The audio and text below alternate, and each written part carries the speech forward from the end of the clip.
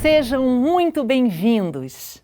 Hoje eu tô aqui para levar cada um de vocês a uma grande viagem. A gente vai percorrer o Brasil através do que temos de mais bonito, a nossa gente e a nossa cultura.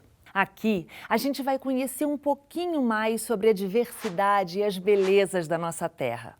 Mas nosso foco não vai ser nos pontos turísticos tradicionais. A gente vai investigar os cheiros, os modos de fazer, os cantos, as danças e as tradições. Afinal, é nesse chamado patrimônio cultural imaterial que nós nos reconhecemos. Você pode nunca ter pisado fora da sua cidade, mas provavelmente já cantou ou até dançou um samba. Pode nunca ter viajado para além dos limites do seu estado, mas é certo que já se impressionou ao ver alguém jogar capoeira.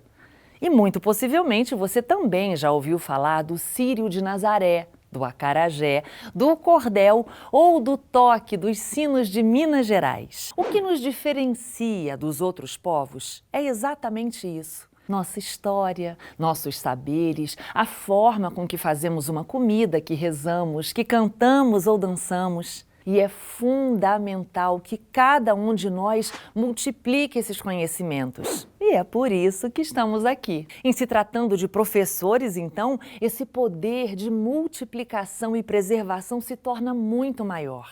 Todo esse conteúdo foi pensado e desenvolvido para que vocês possam trabalhar com seus alunos em diferentes disciplinas, como português, história, artes e geografia, tanto com alunos menores como com os adolescentes. Esse é um tema muito amplo e a criatividade na abordagem não precisa ter limites. Além desse material em vídeo, vocês também terão acesso a um livro desenvolvido especialmente para você, professor, que detalha informações e traz ainda mais conteúdos sobre os patrimônios imateriais brasileiros. A ideia é que esse vídeo possa ser trabalhado em conjunto com o livro, para tornar toda essa experiência ainda mais rica. No módulo 1 dessa aula, a gente vai falar um pouco mais sobre o que é o patrimônio imaterial e destacar algumas datas e acontecimentos importantes no movimento de preservação dessas práticas. O módulo 2 detalha cada um dos 50 bens registrados como patrimônios imateriais no Brasil. Esse módulo foi pensado para que vocês possam mostrar o vídeo na íntegra para os seus alunos e, assim, juntos, discutir em sala os patrimônios culturais das suas e das demais regiões do Brasil. E no módulo 3, a gente vai passar por diversas atividades que podem ser feitas com os alunos, além de desenvolver uma atividade pensada exclusivamente para a sua região. Mas calma, vamos por partes. Antes de embarcar, é importante conhecermos algumas das diretrizes que orientam o percurso de mais de 80 anos da política de preservação do patrimônio cultural no Brasil. A política de patrimônio cultural tem um padrinho famoso, o poeta, pesquisador e folclorista Mário de Andrade. Suas pesquisas Brasil afora, registradas em livros, fotografias, relatos e gravações, evidenciam a diversidade da cultura popular e a importância disso para a formação da identidade do nosso povo.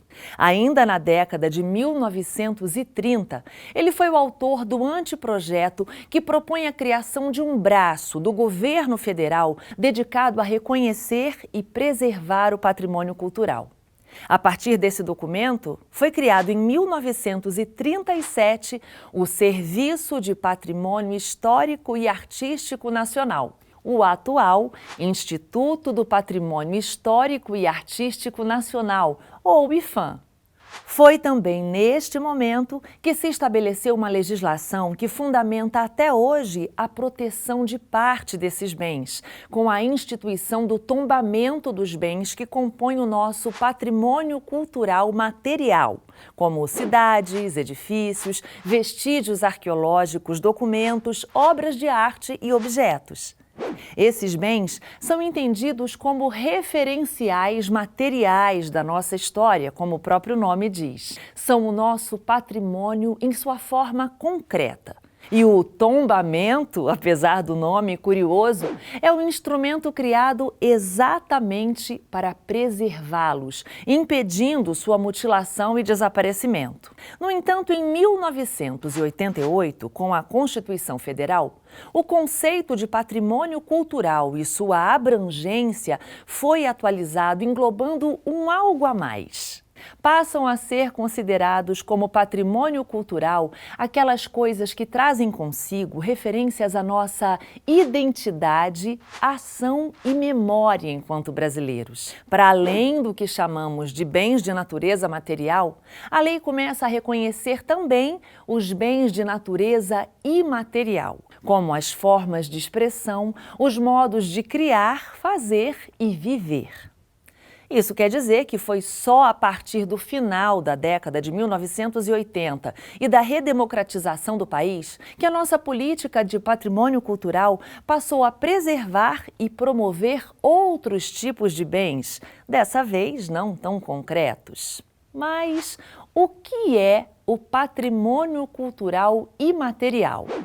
O patrimônio cultural imaterial é fundamentado nas pessoas. Mais do que a materialidade dos objetos, ele fala sobre o que eles significam, quais conhecimentos foram utilizados para fazê-los e como eles são repassados, modificando-se de geração para geração.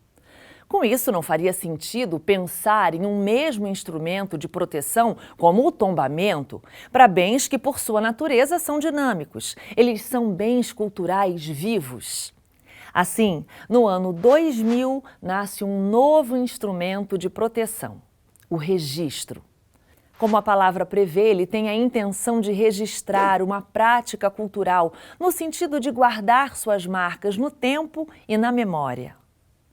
Para melhor categorizar esses bens, eles foram divididos em 4 tipos. As celebrações, que são os rituais e festas que marcam a vivência coletiva do trabalho, da religiosidade, do entretenimento e de outras práticas da vida social. As formas de expressão, que se caracterizam como as manifestações literárias, musicais, plásticas, cênicas e lúdicas. Os saberes, que se referem aos conhecimentos e modos de fazer enraizados no cotidiano das comunidades, e os lugares, que são os mercados, feiras, santuários, praças e demais espaços onde se concentram e reproduzem práticas culturais coletivas. Já pensou quanta coisa cabe nessas 4 categorias? A nossa viagem foi pensada para conhecermos e admirarmos esses bens já reconhecidos oficialmente como nosso patrimônio cultural imaterial. Mas é também uma oportunidade e um convite para irmos além e refletirmos juntos sobre o que mais nos representa, a nossa cultura. Vamos então navegar pelos sabores, artesanatos, cores, músicas, danças, rezas e devoções.